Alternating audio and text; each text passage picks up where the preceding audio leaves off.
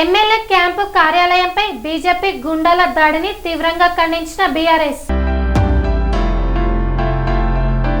MLA camp కార్యాలయంపై BJP గుండాల దాడిని తీవ్రంగా ఖండిస్తున్నాను. కరీంనగర్ చరిత్రలో ఎన్నడూ లేని విధంగా బీజేపీ గూండాలు చేసిన దాడిని చూసి ప్రజలు భయాందోళన చెందుతున్నారు. బండి సంజయ్ కేంద్ర హోంశాఖ మంత్రిగా సైనికులకు బదులు గూండాలను ప్రోత్సహిస్తున్నారు. కేటీఆర్ మీద మీరు వేసిన నిందలను కేటీఆర్ సమాధానం ఇచ్చారు. కోర్టులు కూడా మీరు వేసిన నిందలను తప్పుపట్టాయి. మీరు దొంగచాటుగా దాడులు చేయడం కాదు. మేము దాడులు చేస్తే మీ బీజేపీ కార్యకర్తలు మిగలరు. విమర్శకు ప్రతి విమర్శ ఉండాలి కానీ భౌతిక దాడులు సరికాదు. క్యాంపు కార్యాలయం మీద దాడి వెనుక కాంగ్రెస్ హస్తం ఉంది. దీనికి ఎమ్మెల్యే మేడిపల్లి సత్యం వాక్యాలే కారణం. బీఆర్ఎస్ కు వస్తున్న ప్రజాదరణ అడ్డుకునేందుకు భయంతో బీజేపీ కాంగ్రెస్ కుమ్మకు రాజకీయాలు చేస్తున్నాయి. బయట రాష్ట్రంలో బీజేపీ గెలుపొందితే ఇక్కడ సంబురాలు చేసుకుంటున్నాయి. తెలంగాణలో బీజేపీకి అధికారంలోకి రాదు. బండి సంజయ్ రేవంత్ రెడ్డి గురించి మాట్లాడడం లేదు. రైతుల్లో హిందువులు లేరా?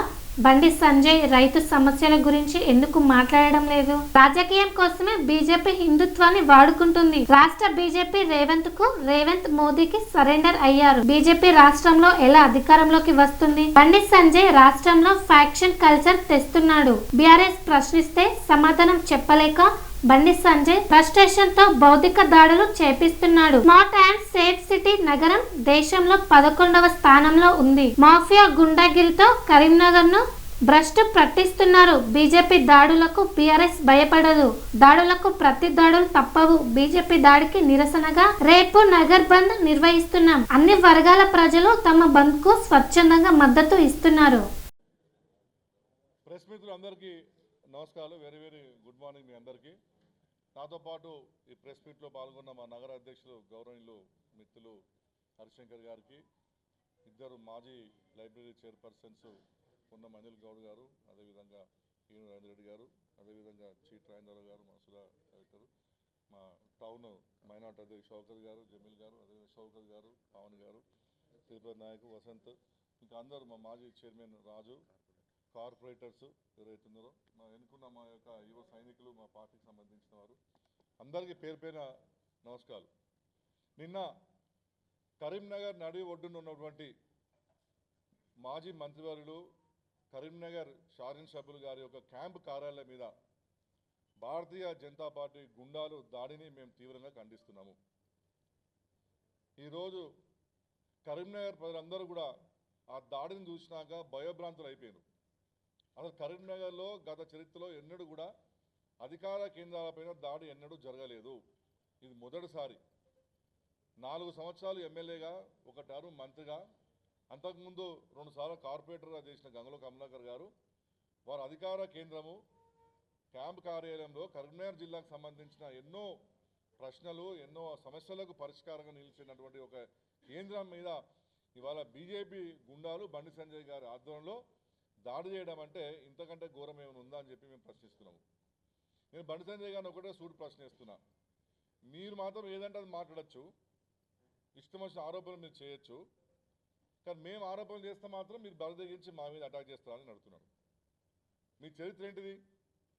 అసలు ఇవాళ మొత్తము ఈ కరీంనగర్ నగరం మీద భ్రష్టపడ్డానికి కారణము మీరే. ఏకైక వ్యక్తి మీరు ఒక కేంద్ర హోంశాఖ మంత్రిగా ఉన్నారు, అలా హోమ్ డిపార్ట్మెంట్ ఉన్నారు.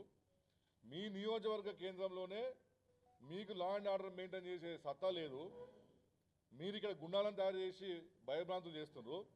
ఇక మీరు రేపు పోయి సైనికులకు ఏం చెప్తారు, మిలిటరీ వాళ్ళకి ఏం చెప్తారు, మీ కింద పనిచేసే అనేక డిపార్ట్మెంట్లు ఉన్న అధికారులకు మీరు ఏం చెప్తారని చెప్పి నేను అడుగుతున్నాడు. మీరు ప్రోత్సహించాల్సింది సైనికులనా మంచి పని చేయడానికి ప్రోత్సహిస్తారా, లేకపోతే గుండాలను ప్రోత్సహించి మొత్తం ఈ కరీంనగర్ కేంద్రాన్ని నాశనం చేయాలని చెప్పి చేస్తారని చెప్పి నేను అడుగుతున్నాను. మొన్న మీరు గతంలో మీ మాటలన్నీ మీరు మర్చిపోయారు కావచ్చు, కానీ ప్రజలు మర్చిపోలేదు. మీరు కేటీఆర్ గారిని అనేక సందర్భాలలో కాళేశ్వరం పైన నిందలు వేసిండ్రు, డ్రగ్స్ అని నిందలు వేసిండ్రు, ఈ ఫార్ములా కార్ రేస్ మీద నిందలు వేసిండ్రు, కాళేశ్వరం ప్రాజెక్ట్ మీద నిందలు వేసిండ్రు, విద్యుత్ కొనుగోలు మీద నిందలు వేసిండ్రు.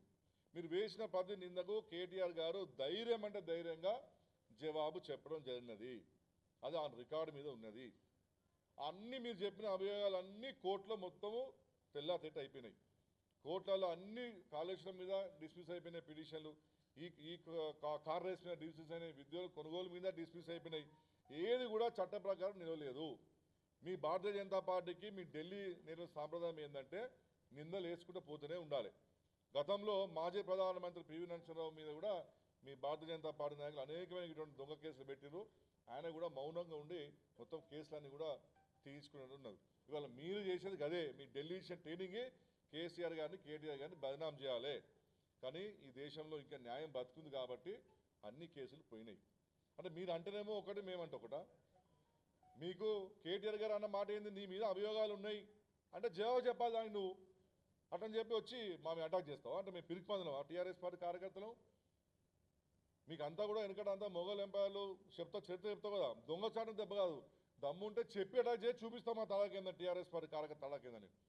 తెలంగాణ ఉద్యమంలో కడుగట్టిన ముఖ్యమంత్రి తరిమి కొట్టిన ట్రైనింగ్ ఇచ్చిన మా కేసీఆర్ గారు, వైఎస్ రాజశేఖర రెడ్డి ఏంది, చంద్రబాబు నాయుడు ఏంది, కిరణ్ కుమార్ రెడ్డి ఏంది, రోషే ఏంది, అసలు పార్టీనే భూస్థాపితం చేసి చేస్తా కదా మా టీఆర్ఎస్ పార్టీ ట్రైనింగ్. మీరు వచ్చి అటాక్ చేస్తే మేము భయపడతామా? ఏమైంది నేను వచ్చి కొడితే? కారు అద్దాల వల్ల కొట్టిన కొత్త కారు కొనుక్కుంటాం. ఏమి అయ్యేది పోయేది మాకు. వచ్చి ఫర్నిచర్ తగలబెట్టిపోతారు. ఏమవుతుంది ఫర్నిచర్ తగలబెట్టిపోతే? ఎవరు బదనామైంది ఇవాళ? ఇవాళ మీ బీజేపీ బదనామైంది. ఇవాళ మీ భారతీయ జనతా పార్టీ ఇవాళ నగరంలో ఇంత దుర్మార్గమైన చర్య తీసుకుంటుందని చెప్పి ప్రజలు మాట్లాడుతున్న పరిస్థితి వచ్చింది. ఇవాళ ఎట్లయిపోయిందంటే పరిస్థితి, మేము ప్రశ్న పెడితే మా చుట్టూ పోలీసు వలయం, అంటే ఎక్కడ నీ గుండాలు వచ్చి మనం కొడుతారు అని చెప్పేసి. ఇక రేపటి నుంచి కరీంనగర్లో ఎవరు ఫంక్షన్ చేసుకున్నా అక్కడ పోలీసు వాళ్ళు ఉండాలి, ఎవరు షోరూమ్లు ఓపెన్ చేసినా అక్కడ పోలీసు వాళ్ళు ఉండాలి, ఎవరైనా నిజంగా బారా చేసుకుంటే పోలీసులు ఉండాలి. అంటే ఇది ఒక మాఫియా తయారు చేస్తున్నారా మరి మీరు కరీంనగర్లో? బీహారు, మహారాష్ట్ర, మధ్యప్రదేశ్ లాగా ఒక మాఫియాని, ఇవాళ బండి సంజయ్ మాఫియాని మీరు తయారు చేస్తున్నారని చెప్పి నేను అడుగుతున్నాను. రాజకీయంగా విమర్శలకు ప్రతి విమర్శ ఉండాల్సిందే, వాళ్ళు ఏమీ తప్పంటే లేదు. మేము ఒకటి ఇస్తే మీరు 4 వేయండి, దాన్ని మాట్లాడదాం. భౌతిక దాడులు ఏంది? ఇంకా నిన్న బండి సంజయ్ గారు రాత్రి మాట్లాడుతున్నారు దగ్గర, మా కార్యకర్తలు అటాక్ చేసి నా సంగతి నాకు తెలియదు తప్పే అని. ఎట్లుందంటే దెబ్బలు కొట్టించింది ఆయనే, పంపించింది ఆయనే, రామాయణం అంతా విని రాముడు సీతకి ఏమైనట్టున్నది ఆయన నిన్న మాట్లాడిన తీరు చూస్తే. మరో ఇంకొక విషయం కూడా మేము చెప్తున్నాం, నిన్న 100% నిన్న క్యాంపు కార్యాలయం మీద దాడి వెనకాల కాంగ్రెస్ పార్టీ ఉన్నది. దానికి నిదర్శనము నిన్న చొప్పదండి శాసనసభ్యులు నిన్న వారు ఏం మాట్లాడారు, ఎమ్మెల్యే గారు, ఇటువంటి దాడులను స్వాగతిస్తున్నాము, ఇంకా ఈ దాడులు కొనసాగుతాయి అన్నారు.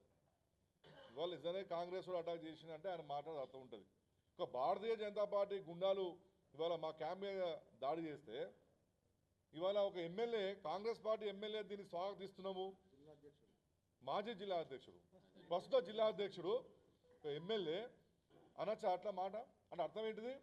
మీరిద్దరు ఒకటై టీఆర్ఎస్ పార్టీని, బీఆర్ఎస్ పార్టీని మనం తక్కువ చేయాలి, భయపడియాలి, పార్టీని భయభ్రాంతులు గురి చేయాలి. ఇవాళ కాంగ్రెస్ చచ్చిపోతున్నది, బీజేపీ లేస్తలేదు, ఈ జిల్లాలో బీఆర్ఎస్ పార్టీ బ్రహ్మాండంగా ప్రజల ఆదరణ పొందుతుంది కాబట్టి ఏదో విధంగా వీళ్ళని భయభ్రాంతులు చేస్తే రేపు నుంచి కార్యకర్తలు బయటికి రారనే ఒక ఉద్దేశంతో ఈ పిచ్చి చేష్టలు చేస్తున్నారు. దయచేసి మానుకోండి అని చెప్పి నేను ఇవాళ కాంగ్రెస్కి అదేవిధంగా బీజేపీకి నేను చెప్తున్నాను. మీరు ఇంకొక విషయం గమనించాలి, భారతీయ జనతా పార్టీ నాయకులు రాష్ట్రంలో 20 సంవత్సరాల నుంచి ఎక్కడ భారతీయ జనతా పార్టీకి వెళ్తే ఇక్కడ సంబరాలు, నెక్స్ట్ మేమే గెలుస్తాం సంకలు గుర్తుకుంటాం. అక్కడ ఎక్కడో వెస్ట్ బెంగాల్, మనకు ఈములకు ఉంటే ఆ వెస్ట్ బెంగాల్ పైన ఉన్నది, అక్కడ వాళ్ళు గెలిస్తే నెక్స్ట్ మేమే, మహారాష్ట్రలోకి వెళ్తే మళ్ళీ మహారాష్ట్రమే, బీహార్లోకి వెళ్తే మేము, కర్ణాటకలోకి వెళ్తే మేము. అంటే ఇక్కడ చేసేది ఏం లేదు, కానీ ఎవడో కొడుకు పుడుతుంటే వాడిని నా కొడుకుని ముద్దు పెట్టుకున్నట్టు బీజేపీ వాళ్ళు చేస్తారు. 20 సంవత్సరాల నుంచి చూస్తున్నాం మనం. ఒక్కొక్క రాష్ట్రంలో అక్కడ ఉన్న రాజకీయ ప్రవర్తన బట్టి, అక్కడ ఉన్న రాజకీయ శైలి బట్టి ఆ రాష్ట్రంలో వాళ్ళు పదవి ఎన్నుకుంటారు.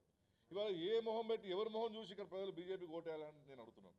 ఒక్క నాయకుడు సగం ఉన్నాడా ఈ రాష్ట్రంలో? బీజేపీ నాయకుడు ఒక్క నాయకుడున్న ప్రజల కోసం పోరాటం చేసే నాయకుడు ఉన్నాడా ఇవాళ ఇక్కడ? ఎట్లా వస్తుందంటే మీకు వేరే రాష్ట్రానికి వెళ్తే 7 సంఖ్యలు గుర్తుకుంటారు. ఇవాళ వెస్ట్ బెంగాల్లో ఎవరిని పట్టుకొచ్చారు? టీఎంసీ నుంచే తీసుకొచ్చి మీరు పెట్టుకున్నారు. ఇప్పుడు ఆయనే ముఖ్యమంత్రి అభ్యర్థి, మీ బీజేపీ నాయకుడు కాదు, అక్కడ వేరే పార్టీ పట్టుకొచ్చా మీరు లేపిన ఆయన.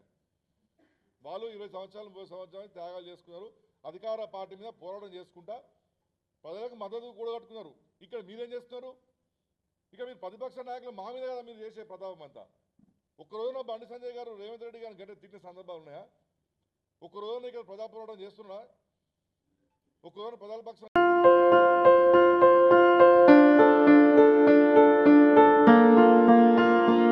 సంస్కృతి సంప్రదాయం ప్రేమ ఆప్యాయత రాజసం ఉట్టిపడే వేడుకలకు అనువైన ప్రదేశం ఎంఎల్ఎన్ కన్వెన్షన్ హాల్. కని విని ఎరుగని రీతిలో జరిగే మీ ఇంటి కళ్యాణ వైభోగానికి అందమైన కళ్యాణ వేదిక MLN convention hall. MLN convention hall ప్రత్యేకతలు: సువిశాలమైన wedding halls, centralise AC banquet hall మరియు విశాలమైన డైనింగ్ హాల్, వధువరుల కోసం ప్రత్యేక ఏసీ మరియు నాన్ ఏసీ గదులు, నక్షత్రాల వెలుగులో పచ్చని పచ్చికపై పార్టీల కోసం అనువైన గార్డెన్. ఎంఎల్ఎన్ కన్వెన్షన్ లో సీసీటీవీ పర్యవేక్షణతో పూర్తి భద్రత.